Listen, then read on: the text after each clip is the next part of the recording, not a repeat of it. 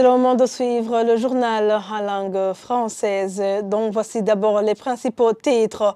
9 personnes ont été tuées, 5 autres blessées dans une attaque armée dans la nuit de ce dimanche à Buringa, en commune Gihanga, de la province Bubanza, laquelle le mouvement Red Tabara a revendiqué avoir mené via son compte X. Sur ce, le gouvernement du Burundi accuse le gouvernement rwandais de soutenir ce mouvement rebelle qu'il qualifie de groupe terroriste. Le président du parti UPRONA trouve fondée la mesure du gouvernement de quota régional dans la faculté de médecine, mais sans toutefois sacrifier un lauréat qui aura beaucoup de points en faveur de celui qui aura peu de points. Et quant au parti Sarwanya Frodebou, le ministère de l'Éducation devrait considérer la bonne note au lieu des quotas provinciaux. Vous aurez des détails dans ce même journal.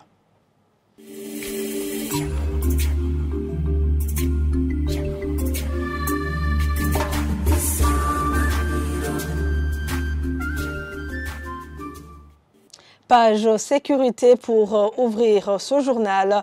Pour la énième fois, le gouvernement du Burundi accuse le gouvernement du Rwanda de soutenir le mouvement Red Tabara qu'il qualifie de groupe terroriste. C'est après que ce mouvement ait perpétré encore une fois une attaque armée dans la nuit de ce dimanche à Buringa, en commune Gihanga de la province Bubanza, au cours de laquelle 9 personnes ont été tuées, 5 autres blessées. À travers le communiqué lu ce lundi par son secrétaire général Jérôme Niyonzima, le gouvernement burundais appelle à tous les Burundais de rester sereins pour combattre toute forme de terrorisme.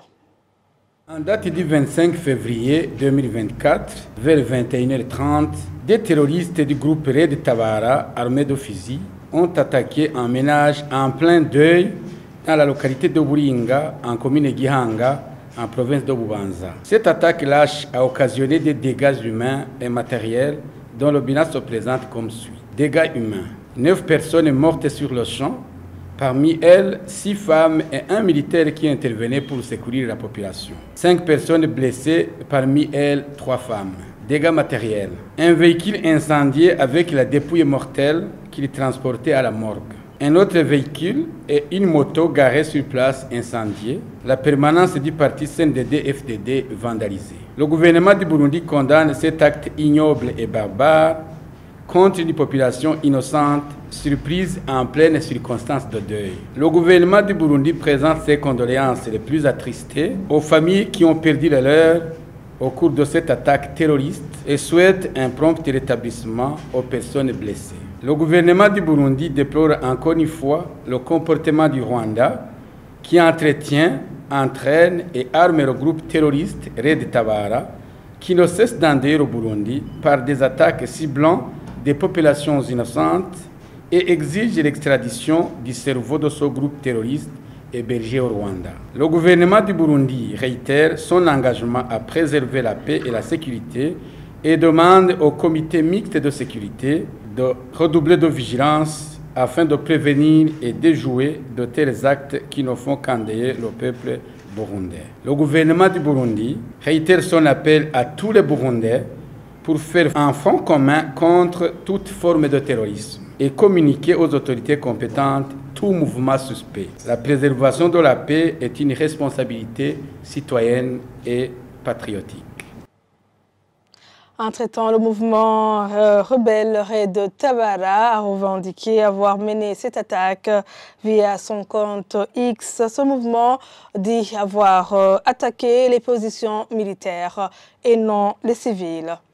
Page éducation à présent, le parti Sarwanya Frodebou estime que le ministère de l'Éducation devrait considérer la bonne note au lieu des quotas provinciaux dans le choix des étudiants admis à la faculté de médecine. Propos tenus après que le Conseil des ministres ait décidé que le ministère de l'Éducation va considérer des quotas provinciaux. Le vice-président et porte-parole de ce parti, Phineas Nigaba, demande au gouvernement burundais de surseoir cette mesure pour qu'elle soit bien analysée. Suivez-le. Cette décision, c'est une décision qui va faire reculer, je dirais, la qualité des étudiants que nous avions dans cette faculté de médecine. Il faut faire la sélection pour voir les meilleurs éléments. Au niveau du Parti Sahraoui Frodebo, nous soutenons d'abord cette sélection. Il faut qu'on organise un examen, qu'on organise un test et que les volontaires puissent, je dirais, concourir et qu'on va tenir compte des places disponibles dans cette faculté et on va maintenant voir, disons, les premiers éléments qui seront considérés. Mais si, une fois cette décision est mise en application, le risque est que les meilleurs éléments ne pourront pas participer, ne pourront pas avoir accès à cette faculté et on pourra prendre des élèves ayant un pourcentage inférieur et ça sera vraiment une injustice. Parce qu'on ne voit pas quelqu'un qui a peut-être, par exemple, 60% qui peut rester et on va prendre quelqu'un qui a 45 ou 50%. Ça sera vraiment une injustice. Au niveau du Parti Sahraoui Frodebo, nous disons que les quotas au niveau de l'éducation ne sont pas nécessaires. Parce que ce qui est nécessaire, c'est la qualité. Pour nous, nous lançons un appel vibrant au gouvernement à ce qu'on puisse, disons, ce soir, si cette mesure, pour garder le fait d'organiser un test et de prendre les meilleurs éléments. C'est cela l'équité même. Le parti UPRONA trouve nécessaire le test pour les finalistes du secondaire voulant entrer dans la faculté de médecine à l'Université du Burundi. Le président de ce parti, qui le dit, trouve fondée la mesure du gouvernement de quota régional dans la faculté de médecine. Olivier Nziza ne soutient pas cependant le sacrifice du lauréat qui aura beaucoup de points en faveur de celui qui aura peu de points, tout en indiquant que la faculté de médecine a besoin des lauréats super intelligents. Au niveau du parti, on a d'abord, vous savez que nous sommes les partisans de la méritocratie. Ce qui compte pour moi est qu'il n'y ait aucune province qui soit écartée au moment de la passation de l'examen. Que tous les étudiants, les élèves qui veulent passer l'examen d'entrée en médecine, que tout le monde ait l'accès effectivement à une chance égale. Mais après avoir passé l'examen, il faut qu'effectivement que le meilleur gagne. Il faut que le plus intelligent, sans toutefois tenir compte des quotas des provinces, mais plutôt des résultats obtenus lors de la passation de l'examen. C'est ça ce qui va compter. Pour moi, alors, si j'essaie d'analyser, peut-être qu'il y a des plaintes des provinces qui disent que il y a beaucoup des élèves, peut-être de Bujumbura Mairie, peut-être qui ont la chance de faire l'examen plus que les autres.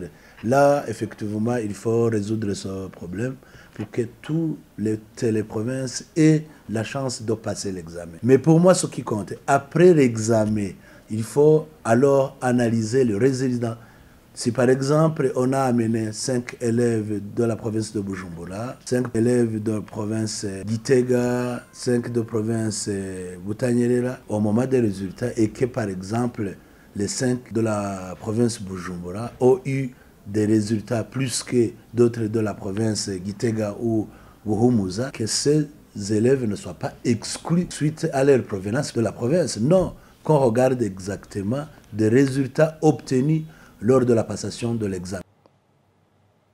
Page économie à présent, le secteur agricole et celui minier sont les principaux domaines dans lesquels le consortium d'investissement international compte investir au Burundi. Dans une conférence de presse tenue ce dimanche après la réunion entre le dit consortium et l'investisseur burundais Innocent Ngomirakiza, investisseur burundais, a indiqué que son consortium a promis de rendre disponibles des équipements et de l'expertise qui font défaut dans le pays pour booster les exportations. Il a en outre indiqué qu'il y aura création de l'emploi.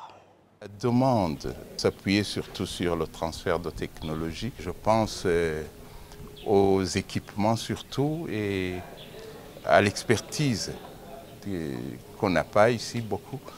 Et ce qui m'a beaucoup plu, c'est qu'ils ont promis d'appuyer les sociétés, les projets du côté des équipements, du côté de l'expertise.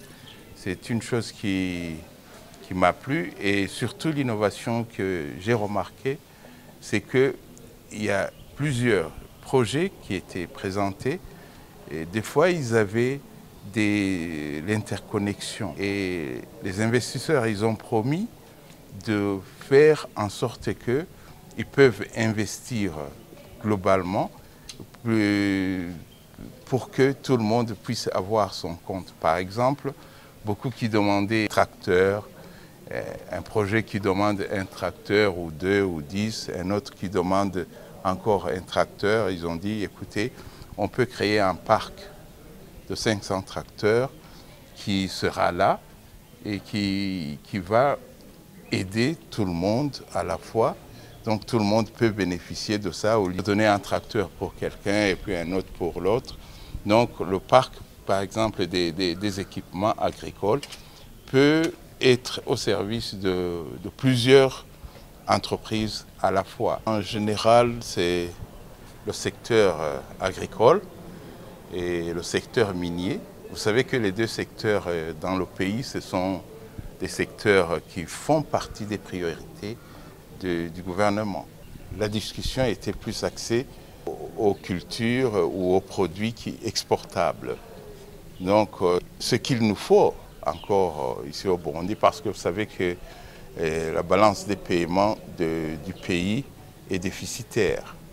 Alors, tout ce qui peut venir sauver le pays, d'abord, c'est améliorer cette balance de paiement. Donc, maintenant, on pourra se dire on peut exporter plus qu'on exportait avant. Ainsi s'achève ce journal. Merci à vous tous de l'avoir suivi.